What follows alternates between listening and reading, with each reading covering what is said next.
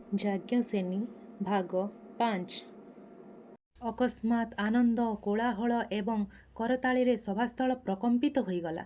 ସମସ୍ତଙ୍କୁ ବିସ୍ମିତ, ସ୍ତମ୍ଭୀଭୂତ ଏବଂ ମନ୍ତ୍ରମୁଗ୍ଧ କରି ବିଜୟୀ ବୀର ଅଜ୍ଞାତ ବ୍ରାହ୍ମଣ ଯୁବକ ସହଜ ଏବଂ ସ୍ୱାଭାବିକ ଭାବରେ ଠିଆ ହୋଇଥିଲେ ଏବଂ ସମସ୍ତଙ୍କୁ ଆଉ ଥରେ ନମସ୍କାର ଜଣାଉଥିଲେ। ଆଖି ପିଛୁଳାକେ କ୍ରମାଗତ ଭାବେ 5ଟି ସରଦ୍ୱାରା ଚକ୍ରସ୍ଥିତ କନକ ମୀନର ନୟନ ବିଦ୍ଧ କରି ତାକୁ ଭୂମିସାତ୍ କରିଛନ୍ତି ବୀର ଯୁବକ। ବରଣମାଳା ଧରି ମଞ୍ଚରୁ ଓହ୍ଲାଇବା ପାଇଁ ମୋତେ ନିର୍ଦ୍ଦେଶ ଆସିଲା, କିନ୍ତୁ ମୁଁ ଯେ ବରପୂର୍ବା ଅର୍ଜୁନଙ୍କ ପାଖରେ ବହୁ ଦିନରୁ ସମର୍ପିତା। ଅର୍ଜୁନ ବ୍ୟତିରେକ ଅନ୍ୟ ଜଣେ ପୁରୁଷଙ୍କୁ ବରିବି କିପରି? ମୋର ସ୍ତ୍ରୀ ଧର୍ମ ଏଥିରେ ନଷ୍ଟ ହେବ। ମୁଁ କେବେ ଭାବିନଥିଲି ଅର୍ଜୁନ ବ୍ୟତିରେକ ଅନ୍ୟ ଜଣେ ପୁରୁଷ ଜୟଯୁକ୍ତ ହେବେ ଏବଂ ମୋତେ ଏପରି ଏକ ବିଷମ ପରିସ୍ଥିତିରେ ପଡ଼ିବାକୁ ହେବ ବୋଲି। ମୁଁ ଧୀର କଣ୍ଠରେ କହିଲି, ଭାଇ, ମୁଁ ବହୁ ପୂର୍ବରୁ ଅର୍ଜୁନଙ୍କ ନିକଟରେ ସମର୍ପିତା।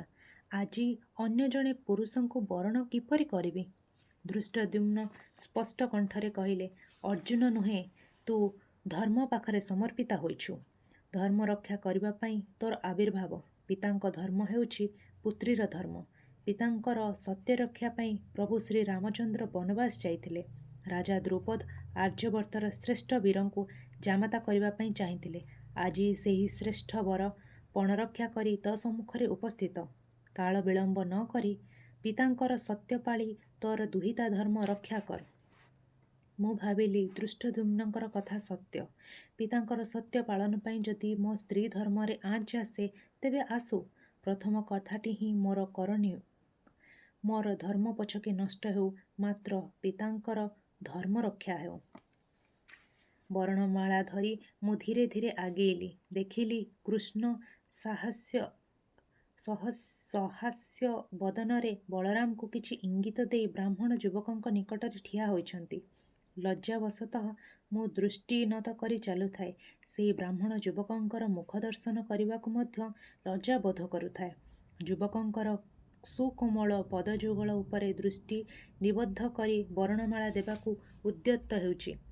ସଖୀ ନିତମ୍ବିନୀ ମୋତେ ମୃଦୁ ଭର୍ତ୍ସନା କରି ଆସ୍ତେ କହିଲା, ଏ କ'ଣ କରୁଛ ଜେମା? କାହା ବେକରେ ବରଣମାଳା ଦେଉଛ? ଏ ଯେ କୃଷ୍ଣ।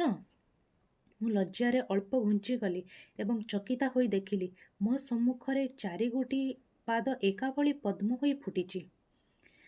ଦୁଇ ଜଣ ବ୍ୟକ୍ତିଙ୍କର ପଦଯୁଗଳରେ ଏତେ ସାମ୍ୟ ରହିପାରେ କିପରି? କିଏ କୃଷ୍ଣଙ୍କର ପାଦ, କିଏ ବ୍ରାହ୍ମଣ ଯୁବକଙ୍କର ପାଦ, ମୁହଁକୁ ନ ଚାହିଁଲେ ଜାଣି ହେଉନାହିଁ। ମୁଁ ବାଧ୍ୟ ହୋଇ ଦୃଷ୍ଟି ତୋଳି ଯୁବକଙ୍କର ମୁହଁକୁ ଚାହିଁଦେଲି। ମନେ ହେଲା, କୃଷ୍ଣଙ୍କର 2ଟି ନୀଳକମଳ ଆଖି ମୁଗ୍ଧ ନେତ୍ରରେ ମୋତେ ଯେମିତି ଚାହିଁ ରହିଛି। ମୁହଁର ଗଢ଼ଣରେ ସ୍ୱାତନ୍ତ୍ର୍ୟ ଥିଲେ ମଧ୍ୟ ଆଖି ଦୁଇଟି ଯେମିତି କୃଷ୍ଣଙ୍କର। ଭାବିଲି, ଏ କ'ଣ କୃଷ୍ଣଙ୍କର ମାୟା? ମନ ଭିତରେ କିଏ ଯେମିତି କହୁଥିଲା, ହେ କୃଷ୍ଣ, ତୁମେ ଯଦି ସମସ୍ତଙ୍କର ଭିତରେ ବିଦ୍ୟମାନ, ତେବେ ତମର ସଖା ଅର୍ଜୁନ ଏବଂ ଏହି ବ୍ରାହ୍ମଣ ଯୁବକଙ୍କ ମଧ୍ୟରେ ମଧ୍ୟ ତମେ ବିଦ୍ୟମାନ। ତେଣୁ ଅର୍ଜୁନ ଯିଏ, ଏହି ବୀର ଯୁବକ ମଧ୍ୟ ସିଏ। ତାଙ୍କ ଭିତରେ ତମେ ହିଁ ସବୁ କରିଛ। ତେଣୁ ମୁଁ ହିଁ ଏହି ବ୍ରାହ୍ମଣ ଯୁବକଙ୍କ ଭିତରେ ଅର୍ଜୁନକୁ କାୟ ମନୋ ବାକ୍ୟରେ ବରଣ କରୁଛି। ଆଜିଠାରୁ ଏହି ଯୁବକ ହିଁ ମୋର ଅର୍ଜୁନ। ଯିଏ କୃଷ୍ଣଙ୍କର ସ୍ନେହ ଲାଭ କରିଛି, ସେହି ତ ଅର୍ଜୁନ। ମନେ ମନେ ସ୍ଥିର କଲି, ସ୍ୱାମୀଙ୍କୁ ଅନୁରୋଧ କରିବି, ଆଜିଠୁ କୃଷ୍ଣଙ୍କୁ ସେ ସଖା ବୋଲି ଡାକିବେ। ମୋ ବିଡ଼ମ୍ବନା ମୁହଁକୁ ଚାହିଁ ମୃଦୁ ହସୁଥାନ୍ତି କୃଷ୍ଣ। ବର୍ତ୍ତମାନ ମୁଁ ଠିକ୍ ସ୍ମରଣ କରିପାରିଲି ଯେ, କୃଷ୍ଣଙ୍କ ଚେହେରାରେ ଏହି ବୀର ଯୁବକଙ୍କ ଚେହେରାର କିଛିଟା ସାମଞ୍ଜସ୍ୟ ଯୋଗୁଁ ପ୍ରଥମ ଦେଖାରୁ ସେ ମୋତେ ଚିହ୍ନା ଚିହ୍ନା ମନେ ହୋଇଛନ୍ତି ଏବଂ ଆକୃଷ୍ଟ ବି କରିଛନ୍ତି। ମୋର ଭାବନାର ସ୍ରୋତକୁ ପ୍ରତିହତ କରି କୃଷ୍ଣ ମଧୁର ଆମୋଦଭରା କଣ୍ଠରେ କହିଲେ, କୃଷ୍ଣା, ପ୍ରଥମରୁ ଏପରି ଭ୍ରମ କରିବା ଠିକ୍ ନୁହେଁ। ମୁହଁକୁ ନ ଚାହିଁଲେ ତମେ ତ ବର୍ତ୍ତମାନ ମୋ ବେକରେ ବରଣମାଳା ଝୁଲେଇ ଦେଇଥାନ୍ତ, ଆଉ ଏହି ଅପରିଚିତ ବୀର ଯୁବକ ମୁହୂର୍ତ୍ତକେ ମୋର ପ୍ରାଣ ସଂହାର କରି ପ୍ରତିଶୋଧ ନେଇ ଯାଇଥାନ୍ତେ। କୃଷ୍ଣା, ତମେ ଦୂରଦର୍ଶିନୀ, ଆଗକୁ ଚାହଁ। ବାଟ ଚାଲିବା ତମର ଧର୍ମ। ଏଥର ଆଗକୁ ଚାହିଁ ଏବଂ ବୀର ଯୁବକଙ୍କୁ ବରଣ କର। ବିଚରା କେତେ ସମୟ ଧୈର୍ଯ୍ୟ ଧରି ଅପେକ୍ଷା କରିବେ? ସଭା ମଧ୍ୟରେ କୃଷ୍ଣଙ୍କର ଏ ରସିକତା ପାଇଁ ମୁଁ ମନେ ମନେ ବିରକ୍ତ ହୋଇ ତତ୍କ୍ଷଣାତ୍ ବୀର ଯୁବକଙ୍କ ଗଳାରେ ବରଣମାଳା ଦେଇଦେଲି ଏବଂ ସଭାସ୍ଥଳ ମନ୍ତ୍ରପାଠ, ବାଦ୍ୟ, ହୁଳହୁଳି ଏବଂ ଆନନ୍ଦ କୋଳାହଳରେ ପ୍ରକମ୍ପିତ ହେଲା। ଭାବିଲି ସବୁ ଦ୍ୱନ୍ଦ୍ୱର ସମାଧାନ ହୋଇଗଲା। ଦରିଦ୍ର ବ୍ରାହ୍ମଣ ହେଲେ ମଧ୍ୟ କୃଷ୍ଣଙ୍କର ଶ୍ରଦ୍ଧାଭାଜନ ହୋଇଥିବା ବୀର ପୁରୁଷଙ୍କ ହାତ ଧରି ଏଥର ନିର୍ଦ୍ୱନ୍ଦ୍ୱରେ ଜୀବନର ଚଲାପଥରେ ଅଗ୍ରସର ହେବି। ମାତ୍ର ସଂଘର୍ଷ ବିନା ଜୀବନ କାହିଁ? ପୁଣି ମୋ ଜୀବନ ଅଗ୍ନି ଏବଂ କାଷ୍ଟର ସଂଘର୍ଷରୁ ଜାତ। ସ୍ଫୁଲିଙ୍ଗରୁ ଯାହାର ଜନ୍ମ, ତା ଜୀବନରେ ଏଇ ପରମ ଘଟଣାଟିଏ ସଂଘର୍ଷ ବିନା ସମ୍ପୂର୍ଣ୍ଣ ହୁଅନ୍ତା କିପରି? ଅକସ୍ମାତ୍ ପରାଜିତ ଏବଂ କାମାତୁର ରାଜାମାନେ ବୀର ଯୁବକଙ୍କୁ ଆକ୍ରମଣ କରି ମୋତେ ବଳାତ୍କାର ପୂର୍ବକ ହରଣ କରିନେବା ପାଇଁ ଏକଜୁଟ ହୋଇ ଆଗେଇ ଆସିଲେ। ମାତ୍ର ମୋ ସ୍ୱାମୀଙ୍କର ଭୁବନ୍ତ ବଡ଼ ଭାଇ ବଡ଼ ବଡ଼ ବୃକ୍ଷମାନେ ଉପାଡ଼ି ଗଦା ସଦୃଶ ଏପରି ବୁଲେଇବାକୁ ଲାଗିଲେ ଯେ ସମସ୍ତେ ପ୍ରାଣ ବିକଳରେ ଛିନ୍ ଛତର ହୋଇ ପୃଷ୍ଠଭଙ୍ଗ ଦେଲେ। ଦୁର୍ଯ୍ୟୋଧନ, କର୍ଣ୍ଣ, ଅଶ୍ୱତ୍ଥାମା, ଜରାସନ୍ଧ ଇତ୍ୟାଦି ପରାଜିତ ହୋଇ ଫେରିଯିବା ବେଳେ ମୋ ଉପରକୁ ଏବଂ ମୋର ଶାନ୍ତ ନମ୍ର ସ୍ୱାମୀଙ୍କ ଉପରକୁ ଭୟଙ୍କର କ୍ରୋଧ ଦୃଷ୍ଟି ନିକ୍ଷେପ କରି ଦାନ୍ତ ରଗଡ଼ି ଧମକ ଦେଉଥିଲେ, ଏ ଅପମାନର ପ୍ରତିଶୋଧ ଦିନେ ନା ଦିନେ ଆମେ ନିହାତି ନେବୁ, ଅପେକ୍ଷା କର। କିଛି ସମୟ ପରେ ସବୁ ଶାନ୍ତ ହେଲା। ମୋ ସ୍ୱାମୀ ଏବଂ ତାଙ୍କର 4 ଭାଇ ମୋତେ ନେଇ ତାଙ୍କର ମାଆଙ୍କ ପାଖକୁ ଯିବା ପାଇଁ ବାହାରିଲେ। ତାଙ୍କ ମା ଏକଚକ୍ରୀ ନଗରରେ ଏକାକିନୀ ରହିଛନ୍ତି। ତାଙ୍କଠାରୁ ଆଶୀର୍ବାଦ ଆସିବା ପରେ ବିବାହ କାର୍ଯ୍ୟ ସମ୍ପନ୍ନ ହେବ। ତେଣୁ ବ୍ରାହ୍ମଣ 5 ଭାଇଙ୍କ ସହ ମୁଁ ଏକଚକ୍ରୀ ନଗରକୁ ଯାତ୍ରା କଲି। ପିତା 5ଟି ରଥ ପ୍ରସ୍ତୁତ କଲେ। 4 ରଥରେ 4 ଭାଇ ଏବଂ ଅନ୍ୟ ଏକ ରଥରେ ମୁଁ ଏବଂ ମୋର ସ୍ୱାମୀ ଏକତ୍ର ଯିବାର ବ୍ୟବସ୍ଥା କରାଯିବାର ସବୁ ସୁବନ୍ଦୋବସ୍ତରେ ଲାଗି ପଡ଼ିଲେ।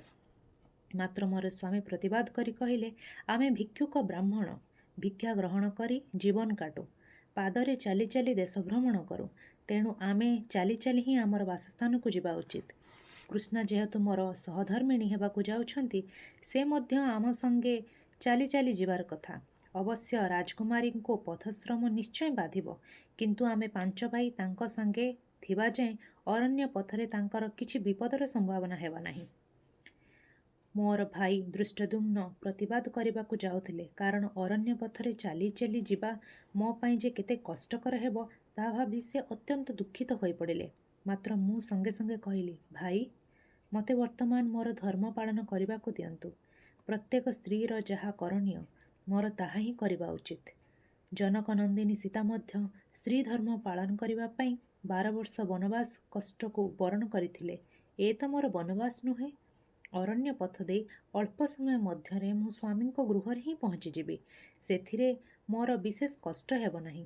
ଯଜ୍ଞ ଅନଳରୁ ଯିଏ ଜନ୍ମ ଲଭିଛି, ସେ ଦରକାର ପଡ଼ିଲେ ଧର୍ମ ରକ୍ଷା ପାଇଁ ଅନଳରେ ମଧ୍ୟ ପ୍ରବେଶ କରିପାରେ। ଏଥର ମୋତେ ବିଦାୟ ଦିଅନ୍ତୁ। ମୋର କଥାରେ ସମସ୍ତେ ନିରୁତ୍ତର ହୋଇ ରହିଲେ। ଦେଖିଲେ ପିତାଙ୍କର ଆଖି କୋଣରୁ 2 ବୁନ୍ଦା ଅଶ୍ରୁ ବହୁ କଷ୍ଟରେ ଆତ୍ମଗୋପନ କରିବାର ପ୍ରୟାସ କରୁଛି। ପିତା ହୁଏତ ଏହି କଥା ଭାବି ଦୁଃଖିତ ହେଉଥିଲେ ଯେ କାହିଁ ତାଙ୍କର କଳ୍ପନାର ଜାମାତା ହସ୍ତିନାପୁର ରାଜକୁମାର ତୃତୀୟ ପାଣ୍ଡବ ସବ୍ୟସାଚୀ, ଆଉ କାହିଁ ତାଙ୍କର ପ୍ରକୃତ ଜାମାତା ଏହି ଅଜ୍ଞାନ କୁଳସିତ ଭିକ୍ଷୁକ ବ୍ରାହ୍ମଣ ଯୁବକ। ମୋ ମନରେ ଯେ ସେ କଥା ଭାବି ଆଦୌ ଦୁଃଖ ହେଉନଥିଲା ତା ନୁହେଁ, କିନ୍ତୁ ମୋର ଦୁଃଖକୁ ପ୍ରକାଶ କରି ପିତା ଓ ଭାଇଙ୍କର ଅଧିକ ଦୁଃଖୀ କରିବା ପାଇଁ ମୁଁ ଚାହୁଁନଥିଲି। ପ୍ରତ୍ୟେକ ପିତାମାତା ଚାହାନ୍ତି କନ୍ୟା ତାଙ୍କର ସର୍ବାନ୍ତକରଣରେ ସୁଖୀ ହେଉ, ଶ୍ରେଷ୍ଠ ପୁରୁଷକୁ ବିବାହ କରୁ। ମାତ୍ର ସବୁ ପିତାମାତାଙ୍କର କନ୍ୟାମାନେ ସୁପୁରୁଷର ହାତ ଧରନ୍ତି ନାହିଁ। ଯଦି ବା ଧରନ୍ତି, ପରିପୂର୍ଣ୍ଣ ସୁଖ ପାଇବା ପାଇଁ ମଧ୍ୟ ସମ୍ଭବ ନୁହେଁ। ଯେଉଁ ଦୁଃଖରେ ଆଉ ସାଧନ ନାହିଁ, ଆଉ ପିତାମାତାଙ୍କର ଅକ୍ତିଆର ଭିତରେ ନାହିଁ, ସେ କଥା ପ୍ରକାଶ କରି ତାଙ୍କୁ ଦୁଃଖ ଦେଇ ଲାଭ କ'ଣ? ହସି ହସି ସ୍ୱାମୀଙ୍କ ସହ ଏକଚକ୍ରୀ ନଗରକୁ ବାହାରିଲି। ପିତାଙ୍କୁ ଜଣାଇ କହିଲି, ଆପଣ ଚାହିଁଥିଲେ ଆର୍ଯ୍ୟବର୍ତ୍ତର ଶ୍ରେଷ୍ଠ ବୀର ଆପଣଙ୍କର ଜାମାତା ହେଉ। ତାହା ହିଁ ହୋଇଛି। ଏଥିରେ ସମସ୍ତେ ଆନନ୍ଦିତ, ମୁଁ ମଧ୍ୟ। ବର୍ତ୍ତମାନ ଆପଣ ଆଶୀର୍ବାଦ ହିଁ ମୋର ମଧ୍ୟ ଖୁସି। ବର୍ତ୍ତମାନ ଆପଣଙ୍କର ଆଶୀର୍ବାଦ ହିଁ ମୋର ପ୍ରାଥେୟ। ପିତା ପ୍ରଶାନ୍ତ କଣ୍ଠରେ କହିଲେ, ଧୈର୍ଯ୍ୟ ସହକାରେ କର୍ତ୍ତବ୍ୟ ପାଳନ କରିବା ହିଁ ମଣିଷର ଶ୍ରେଷ୍ଠ ଧର୍ମ। ଯେତେବେଳେ ଯେଉଁ ଭୂମିକାରେ ଅବତୀର୍ଣ୍ଣ ହେବୁ, କର୍ତ୍ତବ୍ୟ କରିବାକୁ ପଶ୍ଚାତାପ କରିବୁ ନାହିଁ, ତାହା ହିଁ ହେବ ଧର୍ମ ରକ୍ଷା। ଆଶୀର୍ବାଦ କରୁଛି, ଯଶସ୍ୱିନୀ ହୁଅ। ସେତେବେଳେ ଜାଣିନଥିଲି ମୋର ଭୂମିକା ଏପରି ମୁହୂର୍ମୁହୁଃ ବଦଳିଯିବ। ଏବଂ ମୋତେ ବାରମ୍ବାର ରୂପାନ୍ତରିତ ଭୂମିକାରେ ବିଷମ କର୍ତ୍ତବ୍ୟ ପାଳନ କରିବାକୁ ହେବ ବୋଲି। ଆଗେ ଆଗେ ସେମାନେ, ପ୍ରଥମେ 2 ବଡ଼ ଭାଇ, ତାଙ୍କ ପଛକୁ ସାନ ଭାଇ ଦୁହେଁ, ସଭା ପଛରେ ସେ ଏବଂ ମୁଁ। ସେ ମୋ ପାଦରେ ପାଦ ମିଶାଇ ଚାଲୁଥାନ୍ତି, ଯେପରି ମୁଁ ପଛରେ ପଡ଼ି ନଯାଏ। ମୁଁ ଯାଉଛି ଶାଶୁଙ୍କୁ ଦେଖା କରିବାକୁ। ଭିକ୍ଷୁକ ବ୍ରାହ୍ମଣ ପୁତ୍ରଙ୍କ ଜନନୀ, ମୋର ପରମ ପୂଜନୀୟ ଶାଶୁ। ତାଙ୍କ ପାଖରେ ମୁଁ ଯାଇ ରାଜରାଜେଶ୍ୱରୀ ବେଶରେ ଠିଆ ହେବା ଉଚିତ ହୋଇନଥାନ୍ତା। ତାଙ୍କ ପୁଅଙ୍କର ବେଶ ସଙ୍ଗେ ମୋର ବେଶ ପରିପାଟି ଖାପ ନ ଖାଇଲେ ପ୍ରଥମରୁ ହିଁ ସେ ମୋତେ ଘର ମଣିଷ ନୁହେଁ, ବାହାରର ଅତିଥି ମନେ କରିବେ। ତେଣୁ ଆସିବା ପୂର୍ବରୁ ମୁଁ ମୋର ସମସ୍ତ ଅଳଙ୍କାର ଖୋଲିଦେଲି। କେବଳ ମୋର ନାସାଗ୍ରରେ ହୀରାର ଫୁଲଟିଏ ଏବଂ ହାତରେ 2 ପଟ ମୁକ୍ତାବସା କଙ୍କଣ ଧରି ସଧବା ନାରୀର ସ୍ତ୍ରୀ ସନ୍ତକ ଭାବରେ ଶୋଭା ପାଉଥାଏ। ଗଳାରେ, ପାଦରେ, ବାହୁରେ, ଗଭାରେ ଶୁଭ୍ର ପୁଷ୍ପର ଅଳଙ୍କାର ମୋତେ ବେଶ୍ ଆରାମଦାୟକ ଲାଗୁଥାଏ।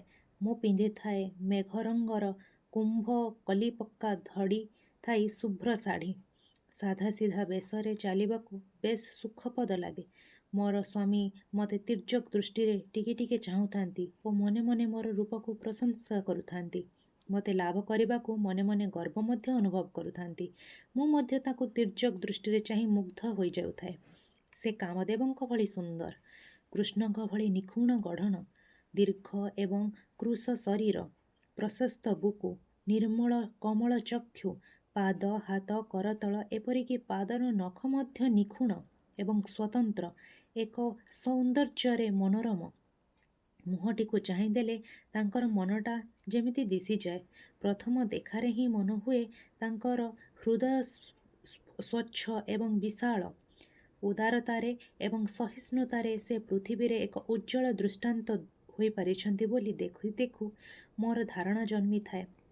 ମୋଟାମୋଟି ଭାବେ ତାଙ୍କୁ ସ୍ୱାମୀ ରୂପେ ପାଇ ମୁଁ ନିଜକୁ ଧନ୍ୟ ମଣୁଥାଏ। ନାରୀର କାମ୍ୟ, ପୁରୁଷର ଶୌର୍ଯ୍ୟ, ସୌନ୍ଦର୍ଯ୍ୟ, ବୀରତ୍ୱ, ଜ୍ଞାନ ଓ ଧନ, ମୁଁ ସବୁ ପାଇଛି କେବଳ ଐଶ୍ୱର୍ଯ୍ୟକୁ ଛାଡ଼ି। ସ୍ଥୂଳ ଦୃଷ୍ଟିରେ ଦେଖିଲେ ମନେ ହେବ ଯେ ଐଶ୍ୱର୍ଯ୍ୟର ଅଧିକାରୀ ନୁହନ୍ତି। ସୂକ୍ଷ୍ମ ଭାବେ ବିଚାର କଲେ ମନେ ହେବ ଯେ ସମସ୍ତ ଐଶ୍ୱର୍ଯ୍ୟର ଅଧିକାରୀ। ପୁରୁଷର ଯେଉଁ ଯେଉଁ ଗୁଣ ଥିଲେ ଐଶ୍ୱର୍ଯ୍ୟ ଅଜାଡ଼ି ହୋଇପଡ଼େ, ସେ ସବୁ ତାଙ୍କ ପାଖରେ ଅଛି। ଚାହିଁଲେ ସେ ସମଗ୍ର ପୃଥିବୀର ଅଧୀଶ୍ୱର ହୋଇପାରିବେ। ସମସ୍ତ ରାଜାଙ୍କୁ ପରାଜିତ କରି ସବୁ ଐଶ୍ୱର୍ଯ୍ୟର ଅଧିକାରୀ ହୋଇପାରିବେ। ସ୍ୱୟଂବରର ଅଦ୍ଭୁତ ସର୍ତ୍ତ ପରେ ମଧ୍ୟ ସେ ସର୍ତ୍ତର ରକ୍ଷା ସେ କରିଛନ୍ତି। ଐଶ୍ୱର୍ଯ୍ୟ ତାଙ୍କ ପାଇଁ କି ବା କଥା? ଅଥଚ ସେ ସନ୍ନ୍ୟାସୀ ଭଳି ନିରାଡ଼ମ୍ବର ଏବଂ ଯୋଗୀ ଋଷିଙ୍କ ପରି ଐଶ୍ୱର୍ଯ୍ୟ ପ୍ରତି ଉଦାସୀନ। ତେଣୁ ସେ ଭିକ୍ଷୁକ। ବରଂ ଦାରିଦ୍ର୍ୟ ତାଙ୍କର ମହାନତା ବଢ଼ାଇଛି। ଏଥିରେ ବୀରପୁରୁଷ ଯେ ଦରିଦ୍ର, ଏହା ତାଙ୍କର ମନୋଭାବରେ ବ୍ୟତୀତ ଅନ୍ୟ କିଛି ନୁହେଁ। ମୁଁ କ୍ଳାନ୍ତ ବୋଧ କରୁଥାଏ। ଅରଣ୍ୟ ପଥରେ ମୋର କୋମଳ ପାଦ ଟଳମଳ ହୋଇ ପଡ଼ୁଥାଏ। ପାଦରେ କଣ୍ଟା ବାଜି ରକ୍ତ ଝରି ଅଳତାର ସାଙ୍ଗରେ ମିଶି ଯାଉଥାଏ। ସେଥିପାଇଁ ମୋର ସ୍ୱାମୀ ସେ କଥା ଜାଣିପାରୁ ନଥାନ୍ତି। ଯେତେ କଷ୍ଟ ହେଲେ ମଧ୍ୟ ମୁଁ ଶବ୍ଦ ନ କରି ସହ୍ୟ କରିନେଉଥାଏ। ତେଣୁ ତାଙ୍କର ଜାଣିବାର କିଛି ଉପାୟ ବି ନଥାଏ। ମୋ ଶରୀରର ଶ୍ୱେତବିନ୍ଦୁ ଶୁଭ୍ର ବସନକୁ ସିକ୍ତ କରିବାର ଦେଖି ସ୍ୱାମୀ ମୃଦୁ ସ୍ୱରରେ କହିଲେ, ଖୁବ୍ କଷ୍ଟ ହେଉଛି ନା? ବାସ୍ତବିକ ମୁଁ ବଡ଼ ଦୁଃଖିତ। ଭିକ୍ଷୁକ ବ୍ରାହ୍ମଣ ପକ୍ଷେ ରାଜକନ୍ୟାକୁ ବରଣ କରିବା ଉଚିତ ନୁହେଁ। ପ୍ରକୃତରେ ମୋ ପୂର୍ବରୁ ଯଦି କେହି ତୁମକୁ ଜୟ କରିନେଇଥାନ୍ତେ, ମୁଁ କାହିଁକି ଲକ୍ଷ୍ୟଭେଦ କରିଥାନ୍ତି? ଆମେ ତ ଆସିଥିଲୁ ରାଜକନ୍ୟାଙ୍କ ସ୍ୱୟଂବରରେ ଦାନ ଭୋଜନ ଲାଭ ଆଶାରେ। ଅଥଚ ରାଜକନ୍ୟା ଯେ ଲାଭ ହେବେ, ଏହା ବିଧିର ବିଡ଼ମ୍ବନା ବ୍ୟତୀତ ଅନ୍ୟ କ'ଣ ହୋଇପାରେ?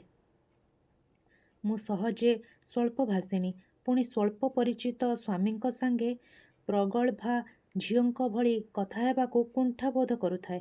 ମୁଁ କେବଳ କହିଲି, ଯାହା ବିଧି ନିର୍ଦ୍ଦିଷ୍ଟ ତାହା ହିଁ ସତ୍ୟ। ତେଣୁ ମିଥ୍ୟା କଥା ପାଇଁ ଅନୁଶୋଚନା କରି ଲାଭ ନାହିଁ। ବରଂ ଯାହା ଘଟିଛି ସେଥିପାଇଁ ଆନନ୍ଦିତ ହେବାର ସାର୍ଥକତା ଅଛି। ସ୍ୱାମୀ ପରମ ସୋହାଗଭରା ସ୍ୱରରେ କହିଲେ, ଦ୍ରୁପଦ ରାଜନନ୍ଦିନୀ, ତୁମକୁ ଲାଭ କରି ମୁଁ ଧନ୍ୟ ହୋଇଛି। ସଲଜ୍ଜ କଣ୍ଠରେ ମୁଁ ଉତ୍ତର ଦେଲି, ଏ କଥାଟା ମୋ ପାଇଁ ମଧ୍ୟ ସତ୍ୟ। ପଥ ମଧ୍ୟରେ ଏକ ପଥର ଖଣ୍ଡରେ ପାଦ ପଡ଼ିଯିବାରୁ ମୋ ପାଦ ଖସାଇ ପଡ଼ି ଯାଉଥିଲି। ମୋ ସ୍ୱାମୀ ମୋତେ 2 ବାହୁ ପ୍ରସାରି ରକ୍ଷା କରିଦେଲେ। ଲଜ୍ଜାରେ ମୁଁ ନିଜକୁ ମୁକ୍ତ କରିନେଲି। ସେ ଅତ୍ୟନ୍ତ ସୌଜନ୍ୟ ସହକାରେ କହିଲେ, ଦେବୀ କୃଷ୍ଣା, ଏବେ ମଧ୍ୟ ବିଧିବଦ୍ଧ ଭାବରେ ମୁଁ ତୁମର ପାଣି ଗ୍ରହଣ କରିନାହିଁ। ମାଆଙ୍କଠାରୁ ଆଶୀର୍ବାଦ ପାଇବା ପରେ ହିଁ ଆମର ବିବାହ ହେବ। ତମର ଯଦି ଆପତ୍ତି ନଥାଏ, ମୋର ହାତ ଧରି ଏଇ ଦୁର୍ଗମ ବନପଥ ଅତିକ୍ରମ କରିପାର। ଏତିକି କହି ସେ ତାଙ୍କର ବଳିଷ୍ଠ ଅଥଚ କମନୀୟ ହାତଟି ମୋ ଆଡ଼କୁ ବଢ଼ାଇ ଦେଲେ। ମୁଁ ନିର୍ଦ୍ୱନ୍ଦ୍ୱରେ ମୋ ହାତଟି ତାଙ୍କ ହାତରେ ରଖିଲି। ଯିଏ ମୋତେ ନ୍ୟାୟତଃ ଜୟ କରିସାରିଛନ୍ତି, ତାଙ୍କ ପାଇଁ ଆଉ ଅଦେୟ କ'ଣ ଅଛି? ଆମେ ଦୁହେଁ ହାତ ଧରାଧରି ହୋଇ ଏଥର ବାଟ ଚାଲିଲୁ। ଏତେବେଳେ ମୁଁ ହୃଦୟଙ୍ଗମ କଲି, ଦେବୀ ଜାନକୀ କାହିଁକି ରାଜପ୍ରସାଦର ସୁଖ ତ୍ୟାଗ କରି ପ୍ରଭୁ ରାମଚନ୍ଦ୍ରଙ୍କ ସହ ବନବାସିନୀ ହୋଇଥିଲେ। ସେ ଥିଲେ ଜଗଜ୍ଜନନୀ ଠାକୁରାଣୀ। ତେଣୁ ସେ ନିଶ୍ଚୟ ଜାଣିଥିଲେ ସ୍ୱାମୀଙ୍କ ହାତ ଧରି ଦୁର୍ଗମ ବନପଥରେ ମଧ୍ୟ ଚାଲିବାରେ କେତେ ରୋମାଞ୍ଚ, କେତେ ପରିପୂର୍ଣ୍ଣତା ଏବଂ ପରମାନନ୍ଦ ହୋଇଥାଏ। ତାହା ଆଜି ମୁଁ ଏଇ ମୁହୂର୍ତ୍ତରେ ହୃଦୟଙ୍ଗମ କରୁଛି। ମୋ ହାତ ଧରି ଚାଲୁ ଚାଲୁ ସ୍ୱାମୀ କହିଲେ, ଶୁଣିଥିଲି ତୃତୀୟ ପାଣ୍ଡବ ଅର୍ଜୁନଙ୍କୁ ଜାମାତା କରିବା ପାଇଁ ରାଜା ଦ୍ରୁପଦ ମନସ୍ଥ କରିଥିଲେ। ଏଥିରେ ରାଜଜେମା କୃଷ୍ଣାଙ୍କର ମଧ୍ୟ ସମ୍ମତି ଥିଲା। କିନ୍ତୁ ଦୁର୍ଭାଗ୍ୟବଶତଃ ପାଣ୍ଡବ ପଞ୍ଚୁଭାଇ ମୃତ୍ୟୁବରଣ କଲେ ଏବଂ ଶେଷକୁ ଜଣେ ଦରିଦ୍ର ବ୍ରାହ୍ମଣକୁ ଦ୍ରୁପଦ ରାଜା ଜାମାତା କରିବାକୁ ମଧ୍ୟ ବାଧ୍ୟ ହେଲେ। ପାଞ୍ଚାଳ ଦେଶବାସୀ ରାଜକୁମାରୀ କୃଷ୍ଣାଙ୍କ ପାଇଁ ମର୍ମାହତ। ଏଥିରେ ତମର କିଛି ଦୁଃଖ ହୁଏ ନାହିଁ? ମୁଁ ବୁଝିପାରିଲି ଏହି ବୀର ଯୁବକ ମୋତେ ପରୀକ୍ଷା କରିବାକୁ ଚାହୁଁଛନ୍ତି। ମୋ ମନ ତଳେ ଏବେ ମଧ୍ୟ ଅର୍ଜୁନଙ୍କର ପ୍ରତି ଥିବା ଦୁର୍ବଳତାର ଇଙ୍ଗିତ ସେ କ'ଣ ପାଇପାରିଛନ୍ତି? ସେ କ'ଣ ଅର୍ଜୁନଙ୍କୁ ଈର୍ଷା କରୁଛନ୍ତି? ଯଦି ବା କରୁଥାନ୍ତି, ସେଥିରେ ଅସ୍ୱାଭାବିକତା କ'ଣ ଅଛି? କୌଣସି ସୁନ୍ଦର ମୂର୍ତ୍ତି ପ୍ରତି ଯଦି ସ୍ତ୍ରୀ ଆକର୍ଷିତା ହୁଏ, ତେବେ ତାହା ସ୍ୱାମୀର ସହ୍ୟ ହୁଏ ନାହିଁ। ଏହି ବୀର ପୁରୁଷଙ୍କ ମନରେ କଥା ମୋତେ ଏବେ ଅଛପା ରହିଲା ନାହିଁ। ମୁଁ ନିଃସଙ୍କୋଚରେ ଭାବେ କହିଲି, ମୋର ଦୁଃଖ ହୁଏ, ମୋ ପାଇଁ ନୁହେଁ, ତାଙ୍କ ପାଇଁ। ତାଙ୍କ ଭଳି ଧର୍ମବନ୍ତ ବୀରପୁରୁଷ ଏଭଳି ଅପମୃତ୍ୟୁ ବରଣ କରିବାଟା କଥାଟା ମୋର ବିଶ୍ୱାସ ହେଉନାହିଁ। ତାହା ମଧ୍ୟ ଘଟିଛି। ତାଙ୍କର ତ ଏପରି ଭାବେ ଚାଲିଯିବାର ନଥିଲା। ମୋ ପାଇଁ ଦୁଃଖ କରିବେ କାହିଁକି? ମୁଁ ଜାଣିଥିଲି ଆର୍ଯ୍ୟବର୍ତ୍ତର ଯେଉଁ ଶ୍ରେଷ୍ଠ ବୀର ସ୍ୱୟଂବରର ସର୍ତ୍ତ ରକ୍ଷା କରିବେ, ସିଏ ହିଁ ଅର୍ଜୁନ। ମୁଁ ଜାଣିଥିଲି କୃଷ୍ଣଙ୍କର ଯିଏ ଶ୍ରଦ୍ଧାସ୍ପଦ, ସିଏ ହିଁ ଅର୍ଜୁନ। ତେଣୁ ମୁଁ ଯାହାକୁ ସ୍ୱାମୀ ଭାବେ ପାଇଛି, ସେ ମୋ ଚକ୍ଷୁରେ ଅର୍ଜୁନ ବ୍ୟତୀତ ଅନ୍ୟ କେହି ନୁହନ୍ତି। ମୁଁ ଆର୍ଯ୍ୟବର୍ତ୍ତର ଶ୍ରେଷ୍ଠ ବୀରଙ୍କୁ ପାଇଛି ଏବଂ ସେ କୃଷ୍ଣଙ୍କର ଶ୍ରଦ୍ଧାଭାଜନ ହୋଇପାରିଛନ୍ତି। ଏହା କ'ଣ ମିଥ୍ୟା? ମୋର ସ୍ୱାମୀ ଗମ୍ଭୀର ମୁଖରେ କହିଲେ, ଶୁଣିଛି ପାଣ୍ଡବ ପଞ୍ଚଭାଇ କୃଷ୍ଣଙ୍କର ଦୂରଦର୍ଶିତା ଯୋଗୁଁ ଯଦୁଗୃହରୁ ମୁକ୍ତି ପାଇ ବଞ୍ଚି ରହିଛନ୍ତି। ଯଦି ଅର୍ଜୁନ ବଞ୍ଚି ରହିଥାନ୍ତି ଏବଂ କେବେ ତୁମର ଦ୍ୱାରସ୍ଥ ହୁଅନ୍ତି, କ'ଣ କରିବ? ମୁଁ ମନେ ମନେ ଆମୋଦିତା ହେଲି। ସହଜ କଣ୍ଠରେ କହିଲି, ଜଣେ ଗୃହସ୍ଥ ନାରୀର ଯାହା କର୍ତ୍ତବ୍ୟ, ତାହା ହିଁ କରିବି। ତାଙ୍କ ଭଳି ଜଣେ ସୁପୁରୁଷ ଯଦି ମୋର ଦ୍ୱାରସ୍ଥ ହୁଅନ୍ତି, ତେବେ ତାଙ୍କର ଆତିଥ୍ୟ କରିବି। ଅତିଥି ତ ନାରାୟଣ। ତା ନ କଲେ ମୋର ଗୃହସ୍ଥ ଧର୍ମ ନଷ୍ଟ ହେବ ଯେ। ଖାଲି ସେତିକି ନୁହେଁ, ମୁଁ ତାଙ୍କୁ ଅନୁରୋଧ କରିବି ମୋର ସ୍ୱାମୀଙ୍କ ସଙ୍ଗେ ମିତ୍ରତା ସ୍ଥାପନ କରିବା ପାଇଁ। କାହିଁକି? ସେ ଆଶ୍ଚର୍ଯ୍ୟ ହୋଇ ପ୍ରଶ୍ନ କଲେ। ମୁଁ ନମ୍ର ଭାବେ କହିଲି, ମୋର ସ୍ୱାମୀ ହେଉଛନ୍ତି ମୋ ଚକ୍ଷୁରେ ଅର୍ଜୁନ, ତେଣୁ ସେ ହେବେ ଅନ୍ୟ ଜଣେ ଅର୍ଜୁନ। ତୁମ 2 ଅର୍ଜୁନଙ୍କ ମଧ୍ୟରେ ମିତ୍ରତା ପ୍ରତିଷ୍ଠିତ ହେବା ତ ସ୍ୱାଭାବିକ। ସ୍ୱାମୀ ମୃଦୁ ମୃଦୁ ହସୁଥିଲେ। କୋମଳ ଭାବେ ମୋ ହାତରେ ମମତାର ସ୍ପର୍ଶ ଦେଇ କହିଲେ, ଶୁଣିଥିଲି ରାଜକୁମାରୀ କୃଷ୍ଣା ଶାସ୍ତ୍ର ନିପୁଣା। ସେତେବେଳେ ଭାବିଥିଲି ସ୍ତ୍ରୀ ଲୋକମାନେ ଶାସ୍ତ୍ର ନିପୁଣା ହେବାର ଅର୍ଥ ସୁକସାରୀଙ୍କ ପରି ଶାସ୍ତ୍ରକୁ କଣ୍ଠସ୍ଥ କରିବା। କିନ୍ତୁ ଦେଖୁଛି ତୁମେ ଶାସ୍ତ୍ରକୁ କେବଳ କଣ୍ଠସ୍ଥ କରିନ, ଆତ୍ମସ୍ଥ କରିଛ ମଧ୍ୟ। ତମେ କେବଳ ବିଦ୍ୟାବତୀ ନୁହେଁ, ଜ୍ଞାନବତୀ ମଧ୍ୟ। ତମ ପାଖରେ ମୁଁ ହାର ମାନୁଛି। ଆମେ ଦୁହେଁ ସମତାଳରେ ଚାଲୁଥାଉ। ଅନ୍ୟ ଭାଇମାନେ ଆଗେଇ ଗଲେଣି। ସେମାନଙ୍କୁ ପଛରୁ ଲକ୍ଷ୍ୟ କରି ମୁଁ ଭାବୁଥାଏ, ଏଭଳି 2 ଜଣ ଦେଢ଼ଶୁର ଏବଂ 2 ଜଣ ଦିଅରଙ୍କୁ ପାଇ ମୁଁ ଧନ୍ୟ ହୋଇଛି। ସଭା ବଡ଼ ଭାଇ ଦେବତା ଭଳି ସୌମ୍ୟ, ସୁଶାନ୍ତ ଏବଂ ସୁଧୀର। ଦେଖିଲେ ମନରେ ଭକ୍ତି ଏବଂ ସମ୍ଭ୍ରମ ଜାଗିବ। ତାଙ୍କ ପଛରେ ଯିଏ ଚାଲିଥାନ୍ତି ସେ ଯେଉଁଭଳି ରୂପବନ୍ତ ସେହିଭଳି ବିଶାଳ। ତାଙ୍କ ପାଖରେ ଯେକୌଣସି ମଣିଷ ଖର୍ବ ହୋଇଯିବ। ତାଙ୍କୁ ଦେଖିଲେ ମୋ ମନରେ ଭୟ ଏବଂ ଆଶଙ୍କା ଜାଗୁଛି। ତାଙ୍କ ପଛରେ ଚାଲିଥାନ୍ତି ଜ୍ୟେଷ୍ଠ ଦିଅର। ସେ ମଧ୍ୟ ସବୁ ଭାଇଙ୍କ ଭଳି ରୂପବାନ, ଭାରି ଚଞ୍ଚଳ ଆଉ ଖୁସି ମିଜାଜର। ପ୍ରଥମ ଦେଖାରେ ବନ୍ଧୁତ୍ୱ ଜମେଇବାକୁ ଏବଂ ଆଳାପ କରିବାକୁ ଇଚ୍ଛା ହୁଏ। ସତେବା କେଉଁ କାଳର ଦରଦୀ ବନ୍ଧୁଟିଏ। ସବା ଶେଷରେ ଚାଲିଛନ୍ତି କନିଷ୍ଠ ଦିଅର। କୋମଳ ସୌନ୍ଦର୍ଯ୍ୟରେ ଅନୁପମ ତାଙ୍କର ବ୍ୟକ୍ତିତ୍ୱ। ସ୍ୱଭାବତଃ ସେ ଲଜ୍ଜାଶୀଳ, ସ୍ୱଳ୍ପଭାଷୀ। ଆବଶ୍ୟକ ନହେଲେ ମୁହଁ ଖୋଲନ୍ତି ନାହିଁ। ତାଙ୍କ ପ୍ରତି ବାତ୍ସଲ୍ୟ ମମତା ଝରାଇ ଦେବାରେ ଆନନ୍ଦ ଅଛି। ଆମେ ଦୁହେଁ ଯେ ପଛରେ ଯାଉଛୁ, ହାତ ଧରାଧରି ହୋଇ ବାଟ ଚାଲୁଛୁ, ସେଇ ଲଜ୍ଜାରେ ସେ ଥରଟିଏ ବି ପଛକୁ ଚାହୁଁ ନଥାନ୍ତି। ଶୀଘ୍ର ଶୀଘ୍ର ପାଦ ପକାଇ ସେ ଆଖି ଆଗରୁ ଅଦୃଶ୍ୟ ହେବା ପାଇଁ ଯେପରି ବ୍ୟସ୍ତ। ପ୍ରଥମ ଦେଖାରୁ ସେ ମୋର ଶ୍ରଦ୍ଧାଭାଜନ ହୋଇପଡ଼ିଛନ୍ତି। ଇଚ୍ଛା ହୁଏ ଅତି କୋମଳ କରି ସମସ୍ତ ମମତା ନିଗାଡ଼ି ଆଦର କରିବାକୁ, ଗେହ୍ଲା କରିବାକୁ, ବାତ୍ସଲ୍ୟ ଢାଳି ଦେବାକୁ। ସେମାନେ ଦୃଷ୍ଟି ପଥରୁ ଅଦୃଶ୍ୟ ହୋଇଗଲେଣି। ମୋ ସହ ପାଦ ମିଳାଇ ଚାଲୁଥିବା ଯୋଗୁଁ ସ୍ୱାମୀ ଅନେକ ପଛରେ ପଡ଼ିଗଲେଣି। ପାଖେ ପାଖେ ମୁଁ। ମୋର ହାତଟି ବନ୍ଧା ପଡ଼ିଛି ତାଙ୍କ ବଳିଷ୍ଠ ହାତମୁଠା ଭିତରେ। ନିର୍ଜନ ଅରଣ୍ୟ ଭିତରେ ଆମେ ଦୁହେଁ ଯେମିତି ଏକା ଏକା ଚାଲିଛୁ। କେଉଁ ସୁଖର ସନ୍ଧାନରେ କେହି ଜାଣିନାହୁଁ। ତଥାପି ଏକତ୍ର ଚାଲିବାରେ ଯେଉଁ ଆନନ୍ଦ, ସେଥିରୁ କ୍ଷାନ୍ତ ହେବୁ କାହିଁକି? ସ୍ୱାମୀ ହଠାତ୍ କବିତ୍ୱ ଭରା ଭାଷାରେ କହିଲେ, ରାଜକୁମାରୀ, ଏଇ ମୁହୂର୍ତ୍ତରେ କ'ଣ ଇଚ୍ଛା ହୁଏ ଜାଣ? ଇଚ୍ଛା ହୁଏ ଏଇ ଅରଣ୍ୟ ଭିତରେ ଆମେ ଦୁହେଁ ହଜିଯାଆନ୍ତେ। ଆମକୁ ଆଉ କେହି ଖୋଜି ନ ପାଆନ୍ତେ। ନିର୍ଜନତାର ସୁଖ ଲାଭରେ କେହି ଅନ୍ତରାୟ ହୋଇ ଠିଆ ହୁଅନ୍ତେ ନାହିଁ। ମୁଁ ମୃଦୁ ସ୍ୱରରେ କହିଲି, ଅଜ୍ଞାତ ବାସରେ ରୋମାଞ୍ଚ ଅଛି ସତ, ମାତ୍ର ପୃଥିବୀଠାରୁ ମୁହଁ ଲୁଚାଇ ବୁଲିଲେ ବୀରର ଯଶ କ୍ଷୟ ହୁଏ। ଦୁଷ୍ଟ ସଂହାର ବୀର ଜୀବନର ଧର୍ମ। ସ୍ୱାମୀ ରସିକତା କରି କହିଲେ, ଅରଣ୍ୟରେ ଅଜ୍ଞାତବାସ କଲେ ପ୍ରତି ପଦେ ପଦେ ଦୁଷ୍ଟ ସଂହାର କରିବାକୁ ହୁଏ। ହିଂସ୍ର ଜନ୍ତୁମାନଙ୍କୁ ସଂହାର ନ କଲେ ଅରଣ୍ୟରେ ବଞ୍ଚିବାକୁ ନାହିଁ। ମୁଁ ଶାନ୍ତ କଣ୍ଠରେ କହିଲି, ଅରଣ୍ୟର ଦୁଷ୍ଟ ପଶୁଙ୍କଠାରୁ ମଣିଷ ଭିତରେ ଦୁଷ୍ଟ ବ୍ୟକ୍ତିତ୍ୱ ବେଶୀ ଭୟଙ୍କର। ଜୀବନ ଧାରଣ ପାଇଁ ପଶୁ ଜୀବ ହତ୍ୟା କରେ, ମାତ୍ର ଅହଙ୍କାରକୁ ସାବ୍ୟସ୍ତ କରିବା ପାଇଁ ମଣିଷ ମଣିଷକୁ ବି ହତ୍ୟା କରେ। ତେଣୁ ଏ ପୃଥିବୀର ଧର୍ମରକ୍ଷା ପାଇଁ ବୀରର ଜନ୍ମ। ଆର୍ଯ୍ୟପୁତ୍ର, ଆପଣଙ୍କ ବୀରତ୍ୱ ହିଁ ପୃଥିବୀ ମାତାର ଏକମାତ୍ର ସାନ୍ତ୍ୱନା। କାରଣ ଏ ଦେଶ ମାତୃକା ବୀର ପ୍ରସବିନୀ ହେବାରେ ଗର୍ବ ଅନୁଭବ କରେ। ସ୍ୱାମୀ ମୋର ହାତ ଧରି କଣ୍ଟକିତ ଲତାକୁଞ୍ଜ ତଳେ ବହି ଯାଉଥିବା ଛୋଟ ଝରଣାଟିଏ ପାରି କରାଇ ଦେଉ ଆସ୍ତେ କହିଲେ, ଜୀବନରେ ଯଦି କେବେ ବି ବନବାସ କରିବାକୁ ଥାଏ, ତେବେ ଆଉ ଦୁଃଖ ନାହିଁ। କାରଣ ତମେ ପାଖେ ପାଖେ ଥିବ ଏବଂ ଅରଣ୍ୟରେ ମଧ୍ୟ ଧର୍ମରକ୍ଷା ପାଇଁ ପ୍ରେରଣା ଦେଉଥିବ।